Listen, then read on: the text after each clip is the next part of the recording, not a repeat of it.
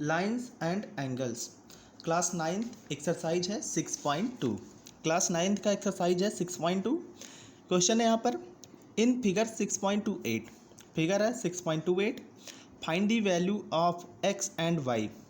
X और Y की value find करनी है and then show that A B parallel C D, और हमें दिखाना है ए बी और सी डी क्या है, एक दूसरे के पैरेलल हैं। इस क्वेश्चन को सॉल्व करने से पहले एक टॉपिक, एक पॉइंट है यहाँ पर, उसको हम समझते हैं, जिसको क्या बोलते हैं, ट्रांसवर्सल लाइंस। तो ट्रांसवर्सल लाइंस क्या होता है, इसको समझते हैं पहले, फिर उसके बाद क्वेश्चन को हम सॉल्व करते हैं। तो ट्रांसवर्सल लाइन क्या होता है? A line which intersect, a line which intersects two or more lines at distinct points is called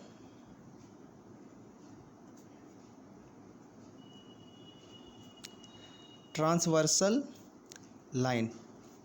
तो ट्रांसवर्सल लाइन क्या होता है? A line which intersects to और more lines at distinct point is called transversal line. जैसे कोई भी दो line है, ये एल और एम कोई दो लाइन है, और ये कोई एक लाइन और है जो कि दोनों लाइन एल और एम को इंटरसेक्ट कर रही है, तो ये लाइन जो कहलाएगी, ये क्या कहलाएगी? ट्रांसवर्सल लाइन, और इसको हम डिनोट करेंगे टी से। तो ये लाइन हमारी क्या है? Transversal line. क्यों? यहाँ पर दो लाइनें थी और एक तीसरी लाइन है जो कि इन दोनों लाइनों को टू डिस्टिंक्ट पॉइंट, मतलब एक पॉइंट और ये दो पॉइंट, दो डिस्टिंक्ट पॉइंट पर इंटरसेक्ट कर रही है, तो इसी लाइन को क्या बोलेंगे हम? Transversal line. अब आगे देखते हैं यहाँ पर, इफ ए ट्रांसवर्सल लाइन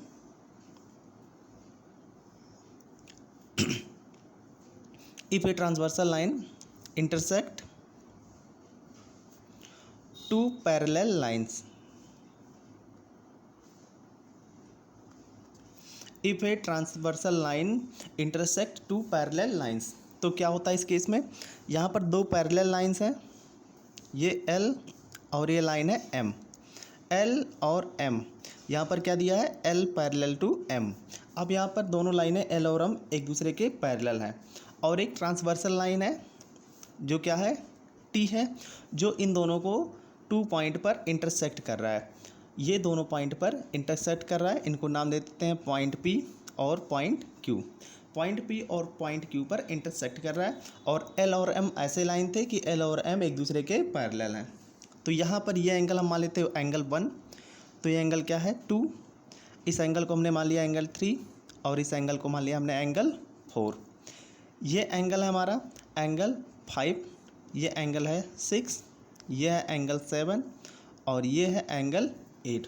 तो यहाँ पर हम देखते हैं, अगर हम पॉइंट P पर देखेंगे तो एंगल 1 और एंगल 3 क्या होंगे? एक दूसरे के इक्वल होंगे। तो हम क्या लिख सकते हैं? Angle 1 equal to angle 3। Angle 1 और एंगल 3 क्या है? वर्टिकल अपोजिट एंगल है। एंगल 1 और एंगल 3 क्या है? Vertically opposite angle. तो ये एंगल 1 और एंगल 3 क्या हो जाएंगे? एक दूसरे के इक्वल हो जाएंगे। अब यहाँ पर बात करते हैं पॉइंट Q पर, तो एंगल 5 और एंगल 6 भी क्या होंगे? एक दूसरे के इक्वल होंगे। Angle 5 equal to angle 6। अब यहाँ पर बात करते हैं, जैसे एंगल 3, L और M क्या है? एक दूसरे के पैरेलल हैं। लाइन L और लाइन M एक दूसरे के पैरेलल है, तो ये एंगल 3 क्या होगा? एंगल 5 के भी इक्वल होगा।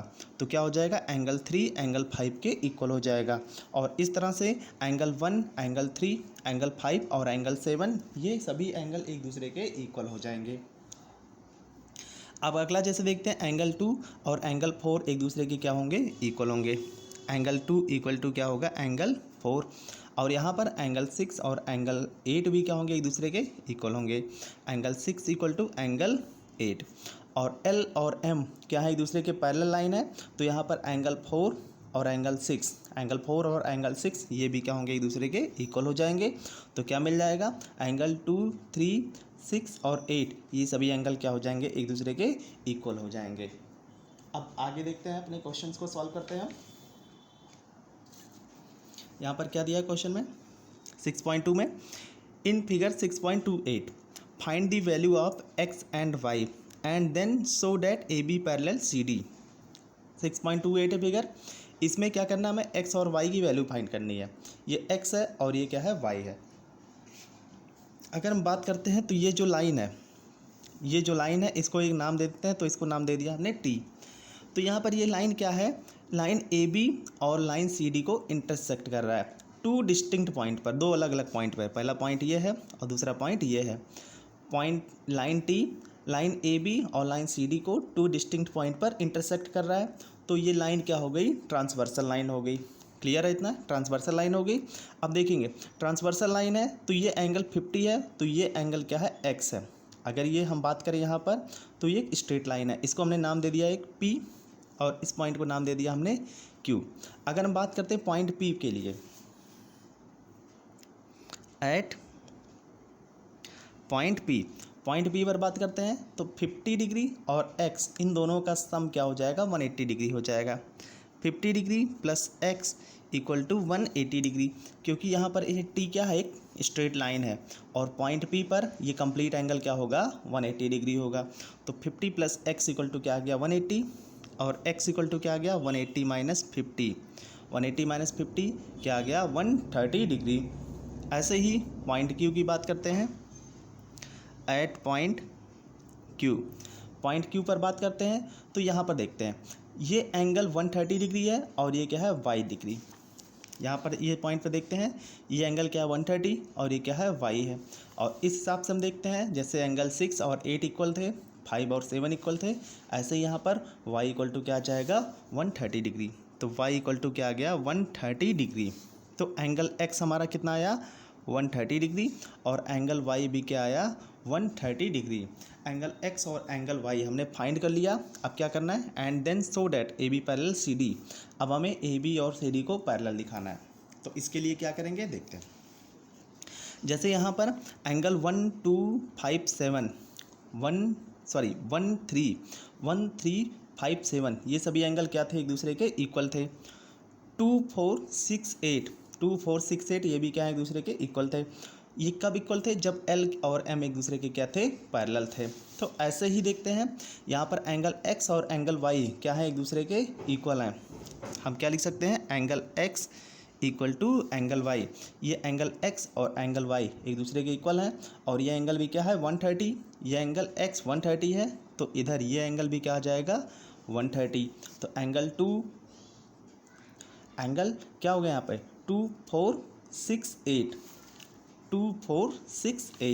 एक दूसरे के इक्वल हैं। तो यहाँ पर हम क्या लिख सकते हैं, so A B is parallel to C D. इसीलिए ए बी क्या है, एक दूसरे सी डी के पैरेलल है। क्यों, क्योंकि यहाँ पर ये अपोजिट एंगल और ये एंगल, ये दोनों सभी एंगल क्या है, चारों एंगल क्या है, 130 डिग्री के हैं। अब अगला दूसरा क्वेश्चन देखते हैं। सेकंड क्वेश्चन क्या है,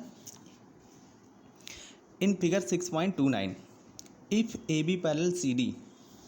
ये हमारा फिगर 6.29 और यहाँ पर क्या है, A B parallel C D है। A B parallel C D, A B क्या है, सी डी के पैरेलल है, and C D parallel E F, C D क्या है, ई एफ के पैरेलल है।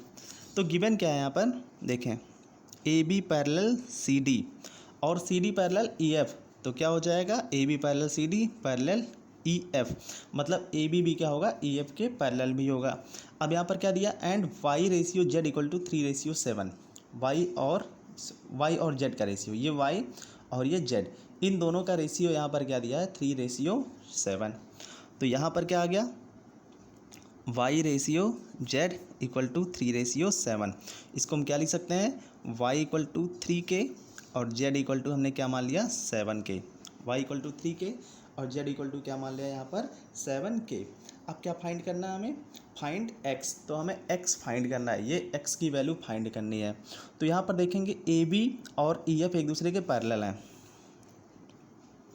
A B parallel E F, A B और ई एफ एक दूसरे के पैरेलल हैं, तो एंगल जेड और एंगल एक्स एक दूसरे के क्या होंगे, इक्वल होंगे। So angle Z equal to angle X, Z और एक्स एक दूसरे के इक्वल होंगे, और यहाँ पर जेड क्या है, 7K। तो x इक्वल टू क्या आ गया यहाँ पर, 7K। और यहाँ पर देखेंगे x और y, angle X plus angle Y, इनका सम क्या होगा 180 डिग्री। एंगल एक्स और वाई का सम क्या होगा 180 डिग्री। अब इसको सॉल्व करते हैं। यहाँ पर ये क्वेश्चन 2 है हमारा।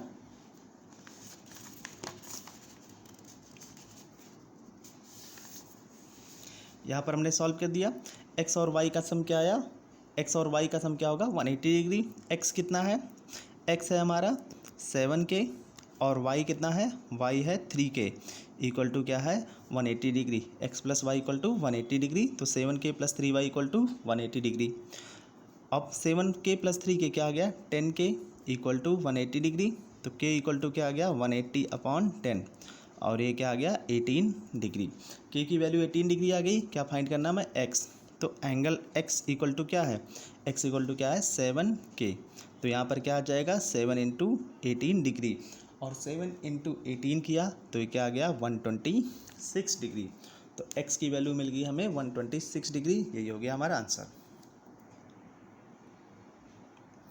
अब इसके बाद क्वेश्चन 3 है।